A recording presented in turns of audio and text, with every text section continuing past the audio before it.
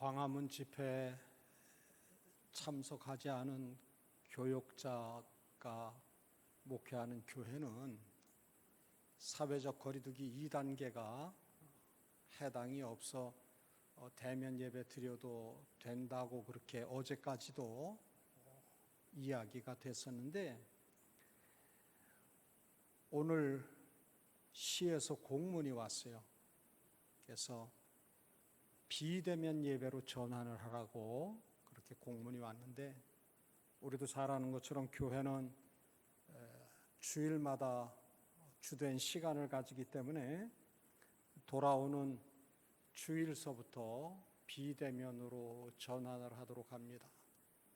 오늘부터 사실은 당분간 형편이 나아질 때까지 점심 식사 제공하지 않는 것으로 공지를 해드렸는데, 전체적인 정황이 엄중한 가운데 있으니까 우리가 이제 도울 수 있도록 협조하도록 그렇게 해야 될 것입니다. 그리고 여러분들 마스크 쓰시는 것도 그 찬송 부를 때 어떤 분들은 이러고 찬송 부르세요.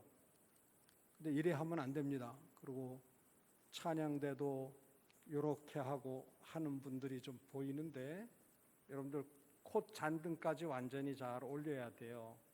그게 내가 안전을 지키는 길이고 또 다른 분들 배려하는 경우가 되어지니까 꼭 기억을 하시고, 최 집사님이나 김 권사님이나 이렇게 마스크 착용하는 것을 야무지게 잘 하실 수 있도록 그렇게 당부를 드리고, 우리 인사를 이렇게 하도록 합니다. 말로 하지 않고 옆에 분하고 사랑합니다. 우리는 이거 하지만 주님 사랑으로 당신을 사랑합니다 하는 뜻이 되어집니다. 세계 역사상 큰 어려움들이 있었던 것을 살펴볼 수가 있습니다. 165년에 안토니우스 연병이라고 하는 역병이 돌아서 로마가 통치하는 인구의 3분의 1이 사망을 했습니다. 그래서 그때 수로 1,000만 명 정도가 사망을 했습니다. 로마에서만 500만 명이 목숨을 잃었어요. 그리고 251년에 키프리아누스 역병이 돌았습니다. 그래서 전체 인구의 4분의 1, 2천만 명이 사망을 했습니다. 이때에는 의사들도 다 도망을 가고요. 어느 종교든지 종교 지도자들, 사제들도 다 자기들의 성도들, 신자들 돌보는 일을 외면을 하고 도망하던 때였습니다. 그런데 이상한 사람들이 등장을 해서 길거리에 방치되어져 있는 시신을 해가 지고 나면 나와서 시신을 수습을 했습니다. 사람들이 다 궁금하게 여겼어요. 야, 저 사람들이 누구냐?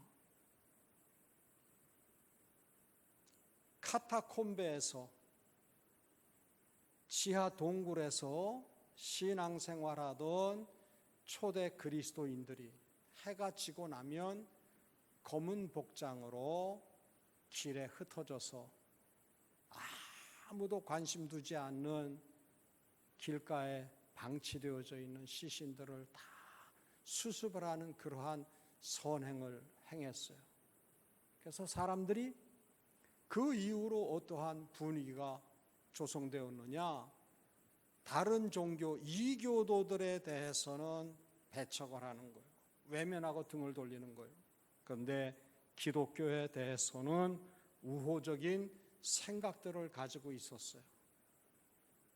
그러니까 세계적인 전염병이 돌 때마다 기독교인들이 솔선수범해서 그 위험한 처지임에도 불구하고 시신 수습하는 일을 나서서 감당을 했더니 결국은 로마가 국교화되어지는 그러한 결과까지 나왔었습니다.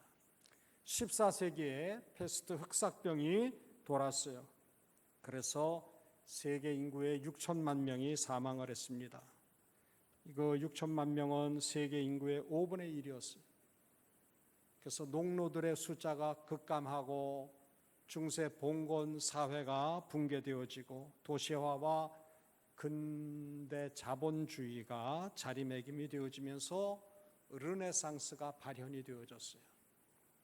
그리고 1918년에는 스페인에서 시작된 전염병은 아니었는데 이름을 사람들이 붙이기를 스페인 독감이라 그래서 5천만 명이 사망을 했습니다. 미국에서만 50만 명이 사망을 했고 우리는 그때 74만 명이 사망을 했어요.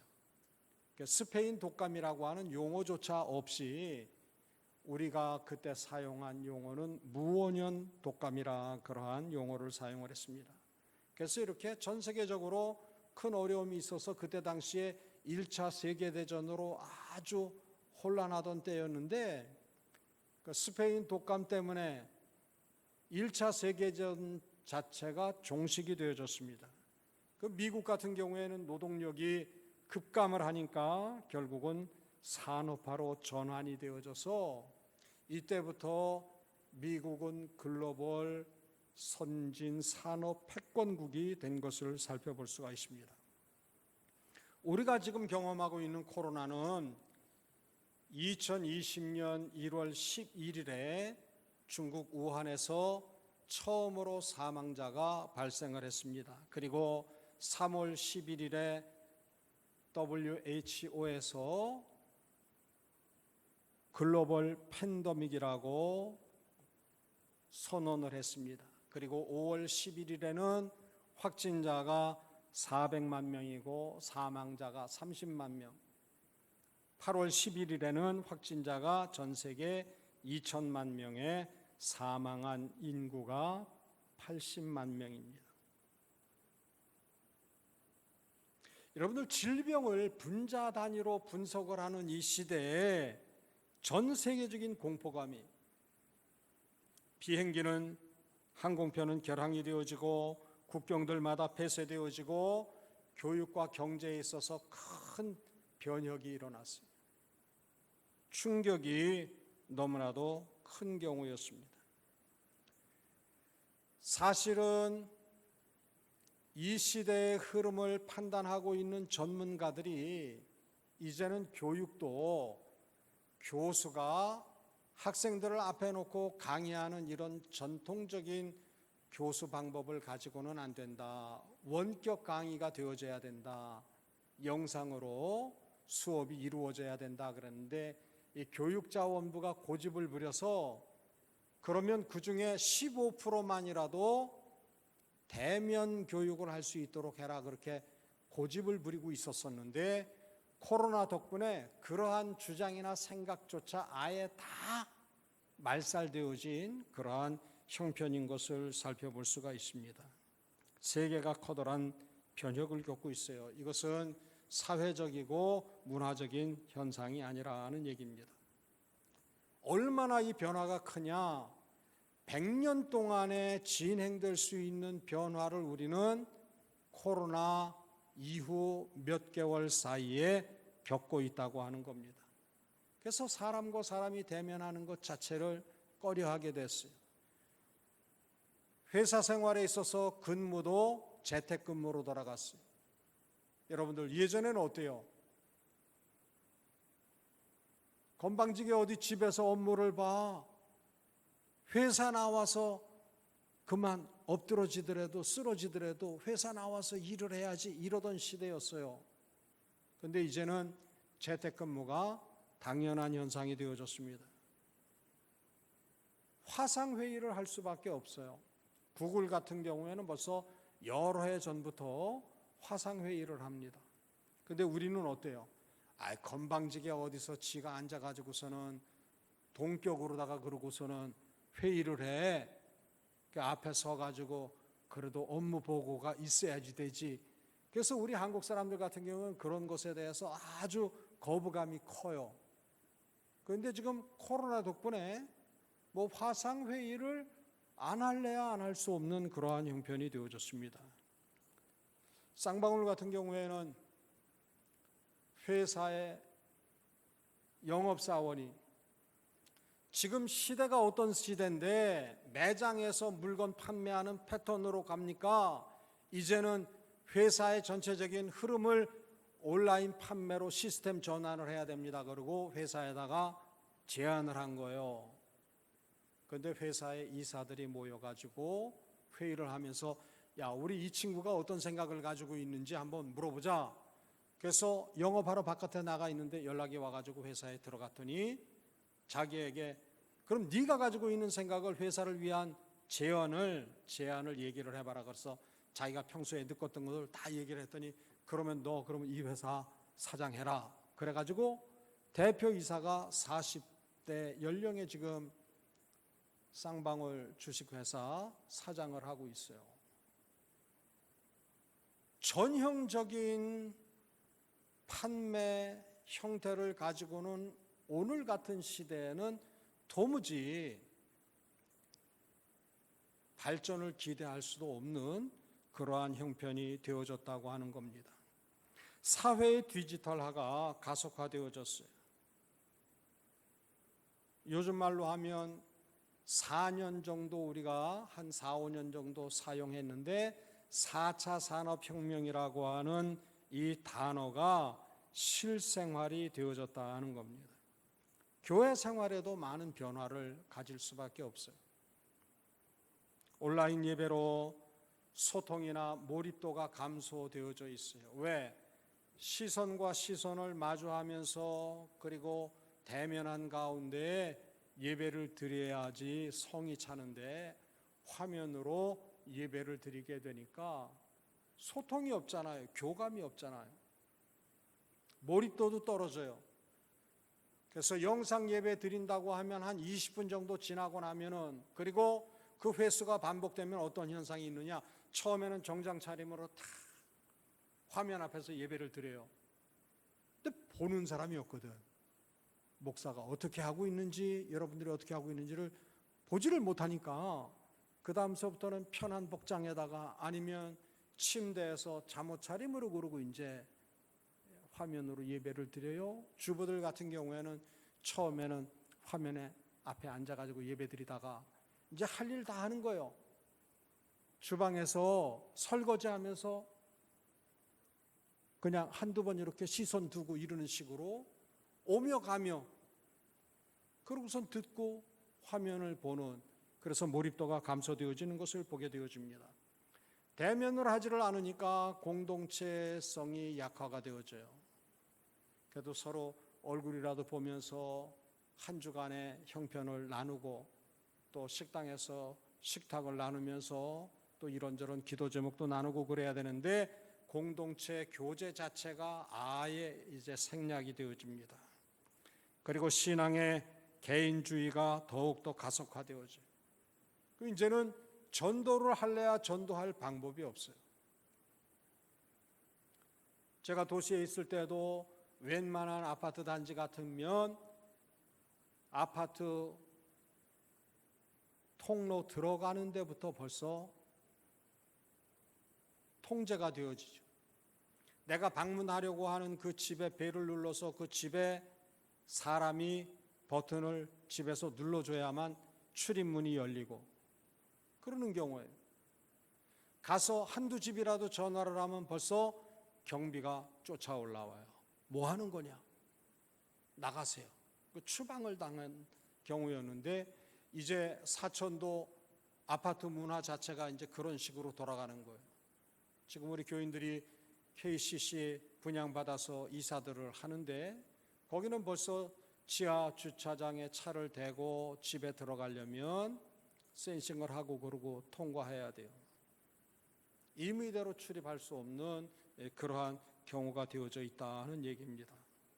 더더욱이나 신천지 집단이나 사랑제일교회 등 여러 많은 교회들이 확진자로 교회 위상이 점점 더 약화되어져 있어요. 악화되어져 있어요.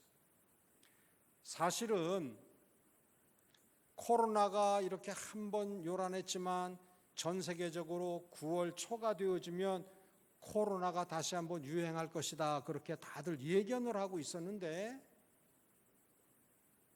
교회 입장에서는 특별히 더 조심을 하고 이것 때문에 좋지 않은 인상이나 이야기를 들어서는 안 되겠다 배려를 했어야 됐는데 그만 8.15 광복절 집회를 가지면서 확진자가 많아졌다고 얼마나 떠드는지 몰라요. 그런데 엄밀한 의미에서는 8월 초에 휴가 기간을 가지면서 그때 이미 코로나에 감염된 사람들이 한 열흘이나 보름 지나면서 증세가 구체적으로 발현하면서 이렇게 숫자가 급속도로 늘었다고 해도 틀린 말은 아니에요. 그런데 되도 않는 오해와 지탄을 교회가 덤탱이 쓰는 그러한 현상이 되어져서 목사인 제 입장에서는 참 속상해요.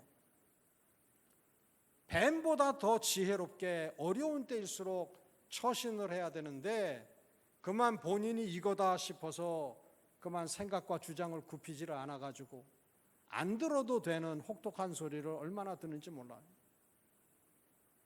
교회 다니지 않는 사람들은요, 신천지 집단이나 사랑교회나 여타한 교회가 다 똑같이 같은 부류라고 여긴다는 얘기입니다. 그래서 더더욱이나 전체적인 정황이 교회에 대해서, 기독교에 대해서 우호적이지 못한 환경이 되어져 있다는 겁니다. 그런데 여러분들, 우리는 코로나가 이게 일시적이고 일회적인 것으로 여길 수도 있지만 우리는 이것이 일시적인 현상이 아니라고 하는 것, 이것이 오래도록 지속될 수 있다고 하는 것에 대한 배려를 할 필요가 있어요. 왜? 인간들의 탐욕이 인위적인 재앙을 불러일으켰는데 이것은 지금 시작일 뿐이다 하는 겁니다. 하나님은 인생들에게 생육하고 번성하면서 내가 너희에게 허락한 이 자연을, 환경을 잘 다스리라 그렇게 요청을 했는데 우리가 우리 편한 대로 그냥 살아 제치는 거예요. 우리도 처음에는 하나님이 지으실 때에는 채식을 하도록 지음받은 존재였어요. 노아 홍수 사건으로 이 세상이 심판받고 난 연후에 이제 육식을 할 수 있도록 허락이 되어졌는데 원래는 다 생으로 먹는 거였어요. 곡식도 그렇고 채소도 그렇고 생으로 먹는 경우였는데 삶아 먹고 구워 먹고 이제 심지어는 어떻게 먹어요? 튀겨 먹어.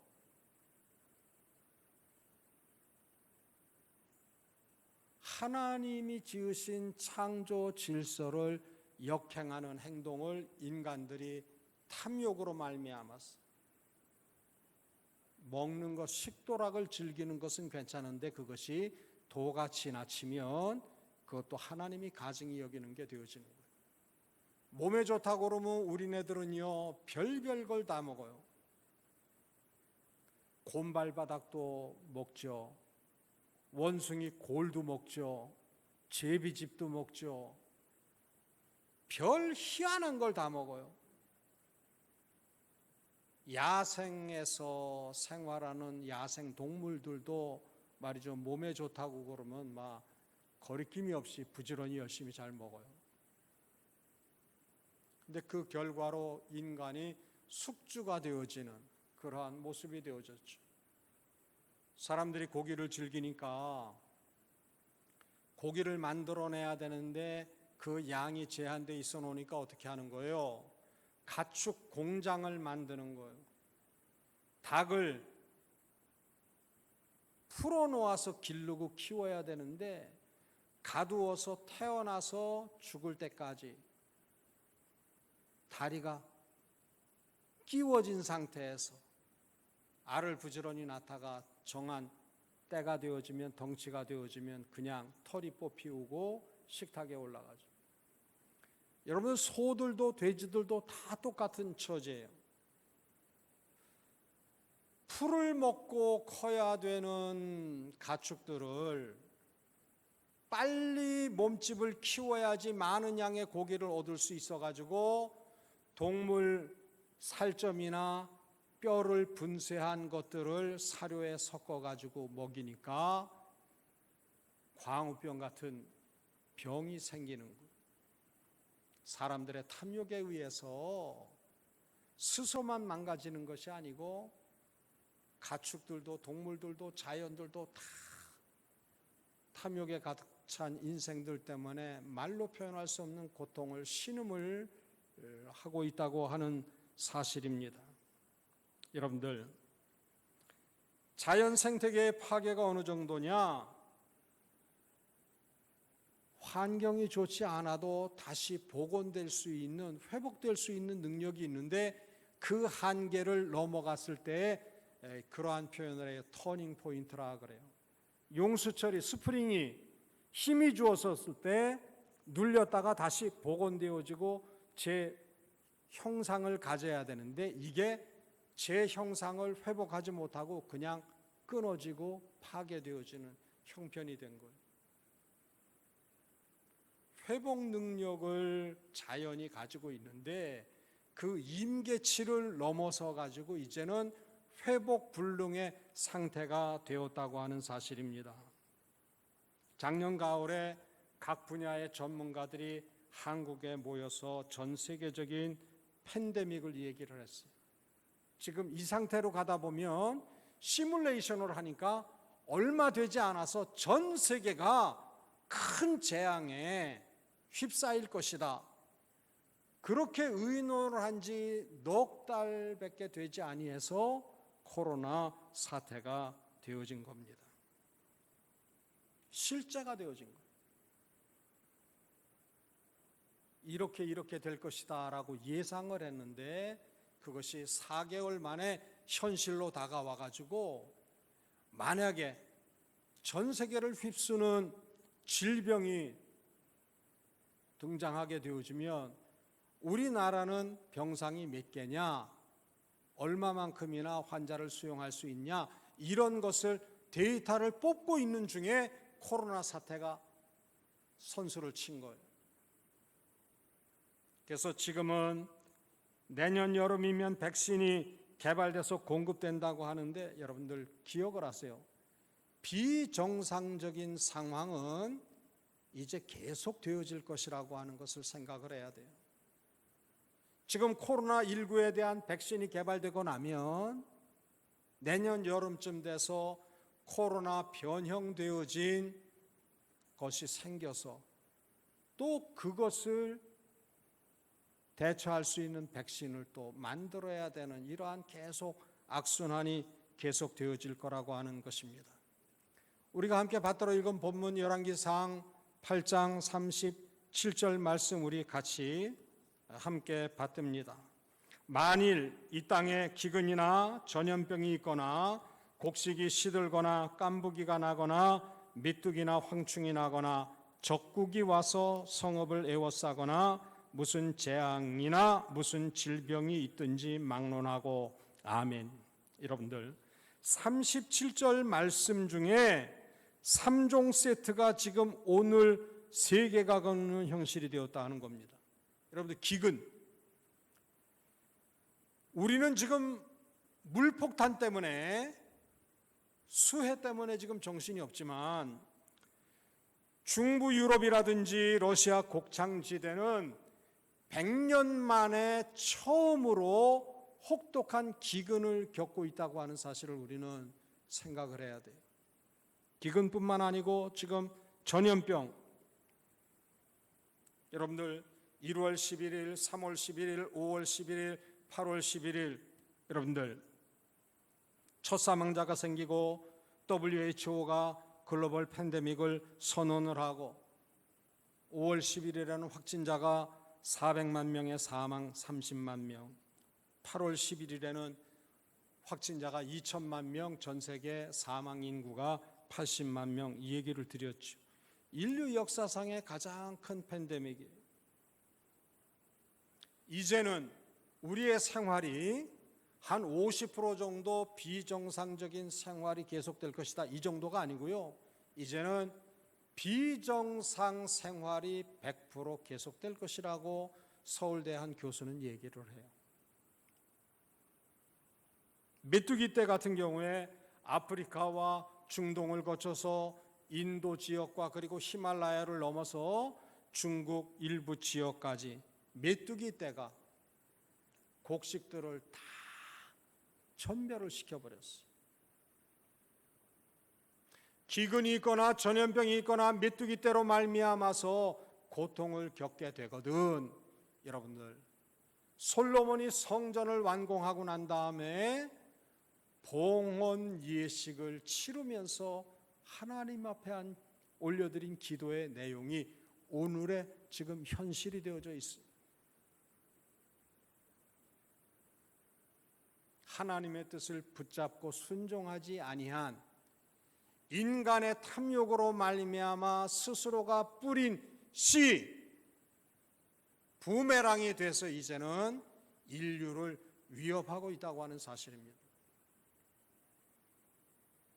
우리 38절의 말씀 같이 받들어 올립니다. 한 사람이나 혹 주의 온 백성 이스라엘이 다 각각 자기의 마음의 재앙을 깨닫고 이 성전을 향하여 손을 펴고 무슨 기도나 무슨 간구를 하거든. 아멘. 근본적인 대응이 있어야 되는데 식욕과 물욕과 자연훼손, 권력욕 이러한 것 때문에 지금 우리가 짐작도 못했던 현실을 직면하고 있는데, 이러한 때에 지금 있는 증세를 진단하고 처방하는 일회적이고 일시적인 대응이 아니라 전체를 살피고 문제의 원인을 제거하는 근본적인 해결이 있어야 된다고 하는 겁니다.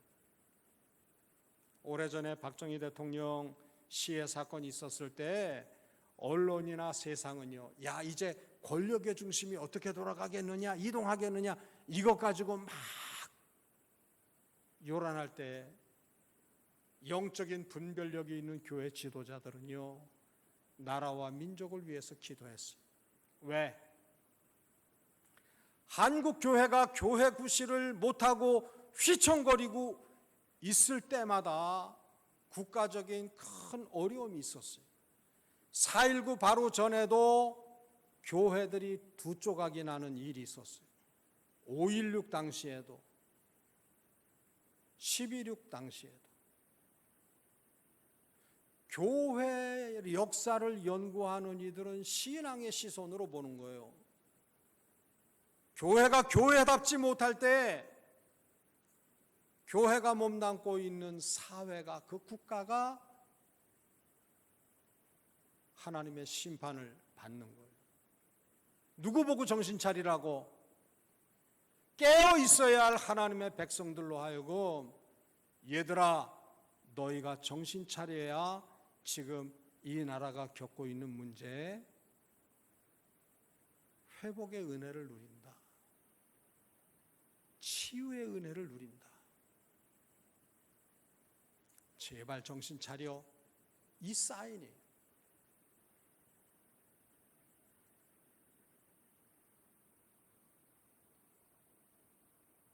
하나님의 말씀으로 자신을 살피고 겸비하면서 회개해야 돼요. 야, 우리가 여태껏 하나님이 기뻐하시지 않는 생활 패턴으로 살았구나.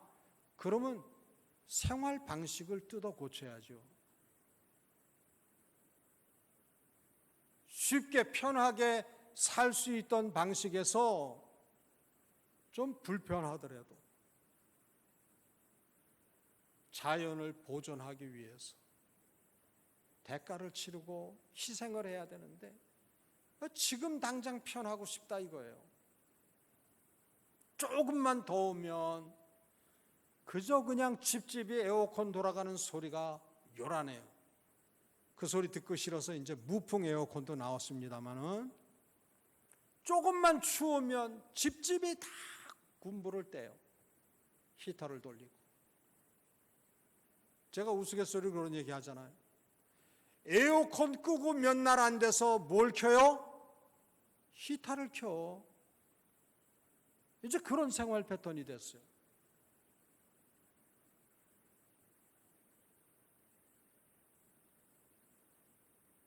여러분들,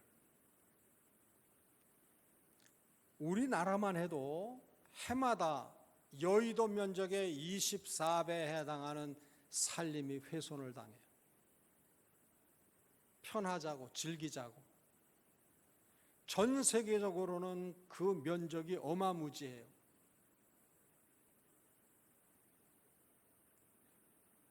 근데 지금 당장에 크게 불편할 게 없거든요. 여러분들, 요 며칠 전 방송에 2030년이 되어지면 빙하가 다 녹아지면 인천도 해운대도 다 물에 잠깁니다. 그 시뮬레이션 상황을 갖다가 여러분들 방송에서 접한 게 있을 거예요. 여러분들, 그러면 요번에 수해 입은 지역 피하고 인천하고 부산 해운대 지역 피해서 살면은 괜찮겠어요? 아니에요. 어느 한쪽 구석이 어려움을 겪으면 이제는요, 전체가 어려움을 겪어요. 트럼프나 시진핑이 우리나라만 잘 되면 돼, 다른 나라는 상관없어, 그게 되는 게 아니에요. 미국만 잘 되면 되는 세상이 됐느냐? 아니에요. 이제 글로벌한 세상이 됐어요. 미국이 잘 되는데 주변의 나라들이 어려우면 미국도 앉은 자리에서 고통을 겪어요. 너만 잘 살면 되겠느냐? 아마 무기를 들고 달려들어도 달려들어요. 지금 이 코로나 때문에 세계적으로 영향력을 미치던 미국, 중국 얼마나 초라한 모습이에요.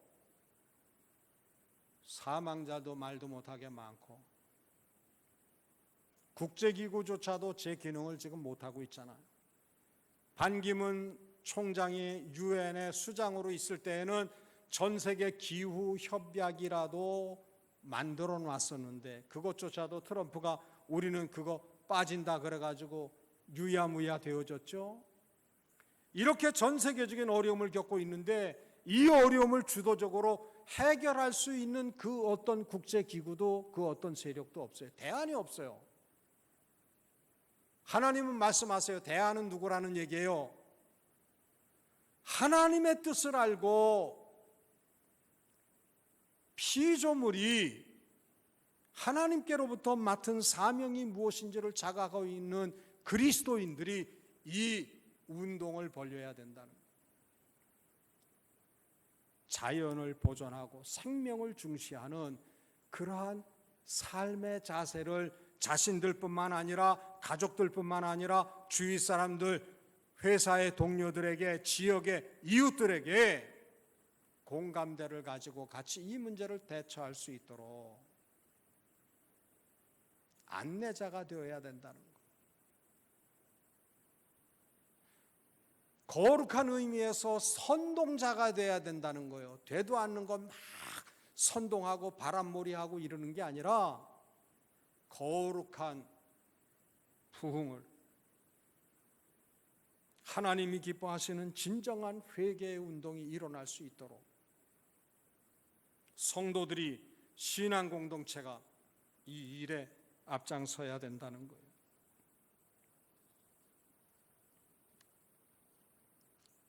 우리 요엘서 2장의 말씀을 보도록 합니다. 구약 전서 1271쪽에 있는 말씀이에요. 요엘서 2장 12절 13절 말씀 같이 받듭니다. 여호와의 말씀에 너희는 이제라도 금식하고 울며 애통하고 마음을 다하여 내게로 돌아오라 하셨나니 너희는 옷을 찢지 말고 마음을 찢고 너희 하나님 여호와께로 돌아올지어다.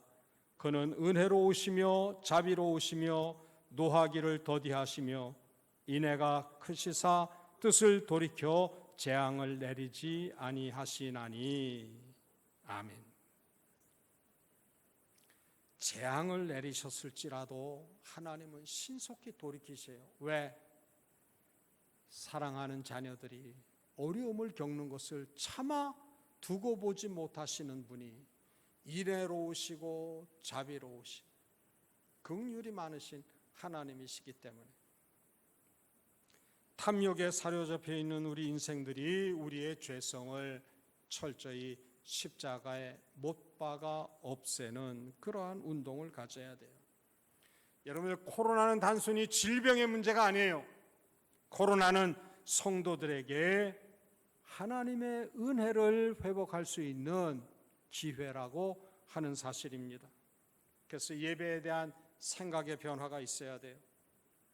하나님의 말씀인 성경도 예수 그리스도 자신도 진리도 변함이 없어요. 어제나 오늘이나 영원토록 동일해요. 그러나 그 말씀을 교회 안에서 성취하기 위한 전통은 시대에 따라 변했다 하는 겁니다. 복음은 변하지 아니하지만 복음을 전달하는 도구나 우리의 생활 방식은 예전과 다르다는 얘기예요. 지난번에도 말씀을 드렸습니다마는 우리가 요즘은 토요일 날 목욕탕에 가가지고 온몸을 깨끗하게 정결하게 하고 세탁하고 처음 입는 옷 입는 그런 식으로 연보돈도 깨끗하게 다리미로 펴서 연보하는 그러한 식으로 생활은 못해요. 이제 많이 바뀌었어요. 그거와 마찬가지로 우리가 염려하는 모든 것들은 사실은 전통에 근거한 것이기 때문에 어떤 분들은 그런 얘기를 해요. 교회에서 예배를 빼면 그건 죽은 것과 다를 바 없다. 우리는 벌금을 물더라도 예배는 드려야 되겠다. 이러는 분들이 있어요. 일리는 있는데 맞는 말은 아니에요. 여러분들, 본문 열왕기상 8장 말씀에 보면 솔로몬이 성전에서 기도하든지 주의 제단에서 기도할 때 이런 표현도 있지만 성전을 향하여 성소를 향하여 손을 들어 기도할 때 이런 표현도 있어요. 이 말은 무엇이냐? 오늘날로 표현하면 예배당에 모여서 예배를 드릴 때에도 예배당에서 예배드리지 못하는 처지에서도 우리가 간구하고 기도할 때 예배드릴 때 그 예배를 하나님 받으시고 응답하옵소서 하는 그러한 내용이에요. 2000년 교회 역사에 있어서 오늘 지금 우리가 드리는 예배처럼 정상적인 예배를 드린 기간은 그렇게 길지 않았다는 겁니다. 초대교회 당시에도 회당에서 예배드리지를 못해서 믿는 이들의 집을 돌아가면서 가정에서 예배를 드리기도 했고요. 혹은 동굴에서 예배를 드리기도 했고 지하 세계에서 예배를 드리기도 하고 또는 핍박을 피해서 광야에 나가서 예배를 드리던 예배 형태들도 있었던 것을 살펴볼 수가 있습니다. 로마 시대 로마 제국의 황제가 기독교인들을 박해하는 그러한 우호적이지 못한 환경이든지 타 종교에 의해서 우리가 어려움을 겪을 때 우리는 그저 일상적인 정상적인 예배 행위를 가질 수가 없었어요. 한번 북한을 생각해 보시기를 바랍니다. 구한말 복음이 전해져서 해방되기까지 정상적인 예배를 드린 기간이 깁니까? 아니면 공산치하가 되어져서 오늘에 이르기까지 70여 년 동안 비정상적인 예배를 드린 기간이 긴지, 여러분들 비정상적인 예배를 드린 기간이 오히려 더 길어요. 지금 북한의 그루터기 신자들은요, 성경을 소유하고 있는 것조차 목숨을 내놓는 그러한 어려움이에요. 성경을 글자를 손으로 짚어가면서 여러분들 성경 합독합시다 소리내서 읽는 것도 놀라운 은혜예요. 그런 은혜를 감당하지 못하는 어려움에 처해 있는 성도들도 많이 있다고 하는 걸 생각해요. 성경 귀절은 손가락으로 짚는 거예요. 찬송도 소리내서 못 불러요. 벙어리 찬송하는 거예요. 찬송가 가사를 짚어가면서 비정상적인 예배잖아요.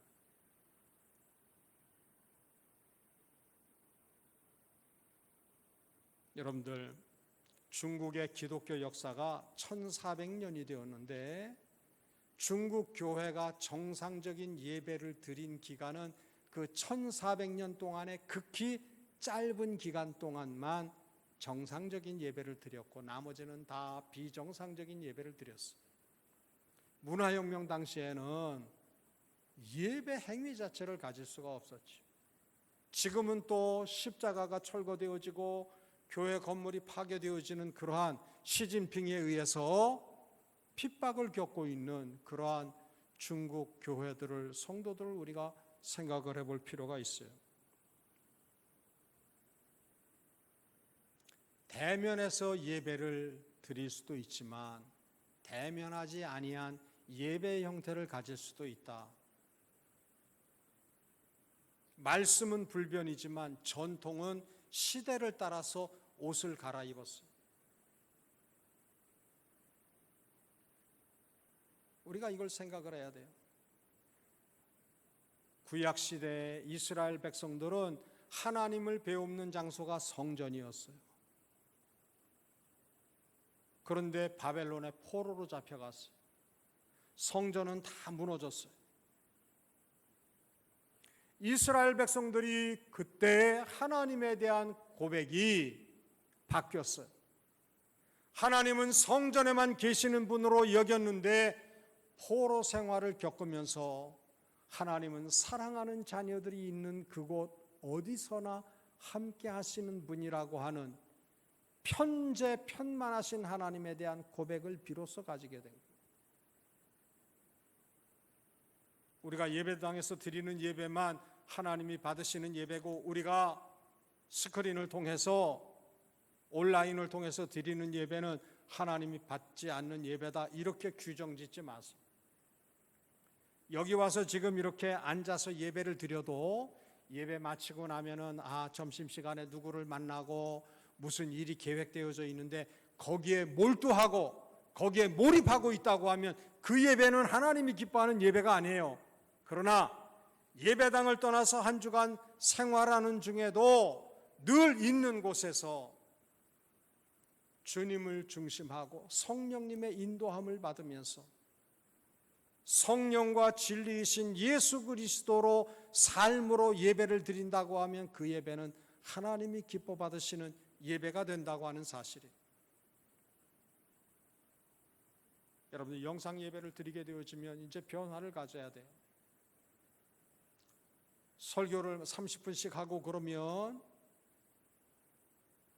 시선을 돌리죠.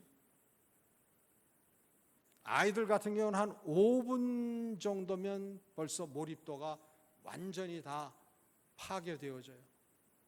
5분 이상을 집중을 못해요. 근데 어른들의 경우도 한 15분 정도. 그래서 테드의 특징이 무엇이냐? 15분 미만이. 사람들이 그래요. 유튜브에 뭐 좋은 영상이 있다고 그래도 딱 그 시간이 몇 분이냐? 한 3, 40분 소요되는 영상이다 그런 거 안 봐요. 그래도 시간이 한 15분 내지 20분이면 그래도 볼만 하겠구나 그러고 열어서 봐요.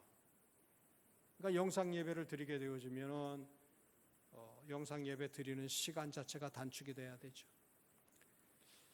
이제 김동호 목사님이 암이 발병하고 나서 본인이 경험하는 것을 아침마다 묵상한 것을 이제 나눠요. 그래서 그 제목이 날마다 기막힌 새벽 그래가지고 책도 나왔어요. 날기새 그래가지고. 근데 그게 시간이 15분 정도예요.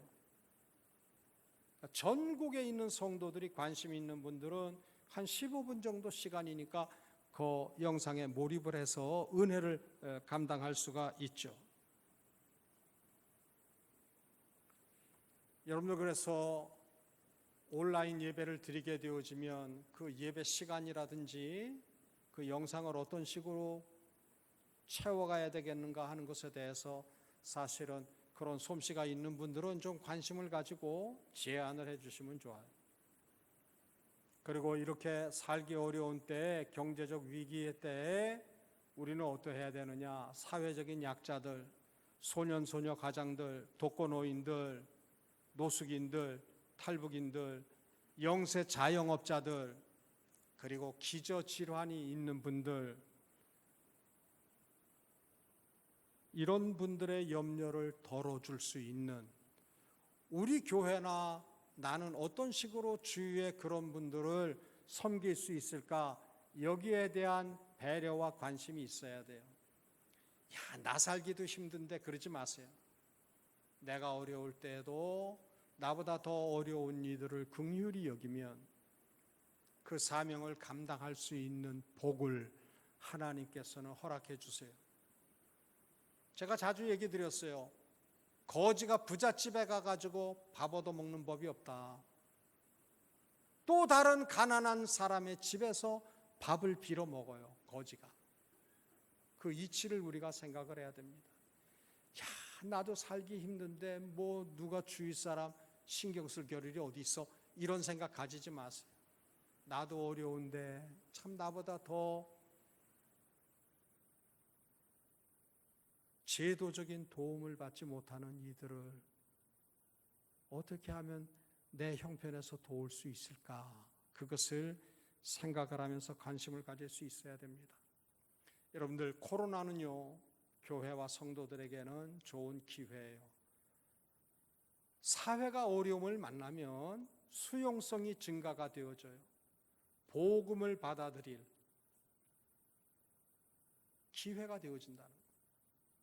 여러분들, 목사는 여러분들하고 보는 시선이 달라요. 여러분들은 하나님 코로나 소멸되게 해주세요 그렇게 기도할 때, 하나님 코로나는 죄송합니다, 여러분들한테는 몰매 맞을 소리일지 모르지만 코로나는 조금 지속돼도 괜찮겠습니다. IMF 때 여러분들은요, 이 IMF 빨리 벗어나게 해주세요. 근데 생각 있는 목사는요, 다르게 기도해요. IMF가 조금 더 연장돼도 괜찮습니다. 왜요? 살만할 때는요, 신앙에 대한 관심도 배려도 여지도 없어요. 그죠? 차 끌고 나가가지고 해외로 전국 각지로 누비면서 즐기느냐고. 그런데 IMF 맞으니까요, 교회로 찾아 나오는 사람들이 흠씬 맞았거든. 국가적으로 맞았거든. 세계적으로 지금 매를 맞고 있거든.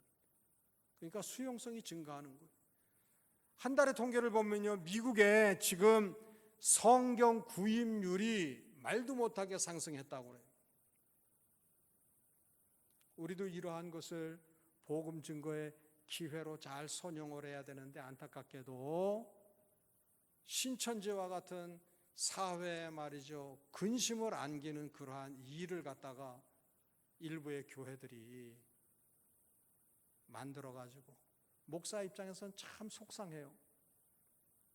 전문가들이 이게 사람들이 코로나 때문에 긴장하고 있다가 이제 죽든지 살든지 이러고서는 긴장이 풀어지는 그때가 올해 8월 말 9월 초예요. 근데 어때 그때를 맞춰가지고선 또 집회로 모여가지고 안 들어도 되는 소리를 갖다가 막 지금. 여러분, 사람들은요, 신천지하고 교회하고 다 같은 부류다 그렇게 여기지, 정통교회고 이단 집단이고 이렇게 구분을 안 해요. 지혜롭게만 반응을 했어도 안 들어도 될 이야기, 오해, 비난을 지금 우리가 덮어쓰고 있는 경우인데, 그럼에도 불구하고 우리는 이러한 때를 통해서 마치 카타콤베에서 지하에서 생활하던 이들이 저녁마다 나와서 시신을 수급함으로 그 아름다운 행실이 사람들 가슴에 새겨졌던 것처럼, 그러한 모습을 오늘의 우리는 가질 수 있어야 된다 하는 얘기입니다. 그래서 코로나 상황에 신속하게 반응을 해서 새로운 신앙의 전통을 확립을 해야 돼요. 여러분들, 우리가 우리 스스로를 생각할 때도, 우리가 신앙생활 하는데 신앙생활의 중심이 예수님이냐? 아니에요. 모임이, 인간관계가, 혹은 목회자가, 특별한 어떠한 사람이 신앙생활의 중심이 되어 있고 예수님은 주변 인물로 자리매김된 현상이 우리 한국교회의 지금 현실이에요. 구주와 주님을 교회의 중앙에 모셔드리는 그러한 모습을 우리가 가져야 돼요. 야, 교회 나가도 말이지 교인이 많으면은 우리 고객이 많을 테니까, 동기는 그래서 시작할 수 있어요. 교회 나가면 병 고침 받는 데니까 그것이 첫걸음이 되어져서 교회를 발걸음을 옮길 수는 있지만, 그 교회에서 예수님이 주님 되심을 경험해야 되는 거 아니에요. 처음에 교회로 모이고 나오는 동기는 다 다르지만 그 일의 결국은 세상과 나는 간 곳 없고 구속한 주님만 바라보는 삶을 살게 되어져야 되는데, 안타깝게도 오늘의 교회는 이러한 영향력을 상실하고 있다는 거예요. 마치 동호회, 친목단체 같은 그러한 성격이에요. 교회는요, 다른 것이 유사한 모습이 있을지라도 오직 그 중심은 예수가 돼야 되는데, 예수 아닌 주변 것들이 주인 노릇하고 있는 이러한 현상으로부터 빨리 벗어나야 된다. 그래서 신앙은 교리가 아니고 복음으로 변화된 삶의 영향력이다 하는 거예요. 예수 믿으세요. 사천읍교회가 좋은 교회예요. 사천읍교회 목사님 좋거든요. 장로님들 좋거든요. 교인 좋거든요. 이렇게 귀에 들려지는 게 복음이 아니고, 우리가 예수님이 주인 되시는 삶을 보여드리는 그것이 우리 주위 사람들에게 복음의 능력이 된다고 하는 사실을 기억을 하면서, 이 어려운 때에도 하나님께만 합해서 영광을 돌리고 구원의 역사를 이루는 우리 모두가 꼭 되시기를 주의 이름으로 빕니다. 하나님, 모여서 드리는 예배뿐 아니라 흩어져 우리의 삶 가운데에서도 사시고 참되신 하나님과의 교제가 있게 하시고 내 안에 역사하시는 예수님을 드러내는 일에 승리하는 삶을 살도록 도우시고 역사하옵소서. 부족한 우리들 때문에 하나님의 나라와 그 통치가 넉넉히 증거되게 하옵소서. 예수 그리스도의 이름으로 기도드립니다. 아멘.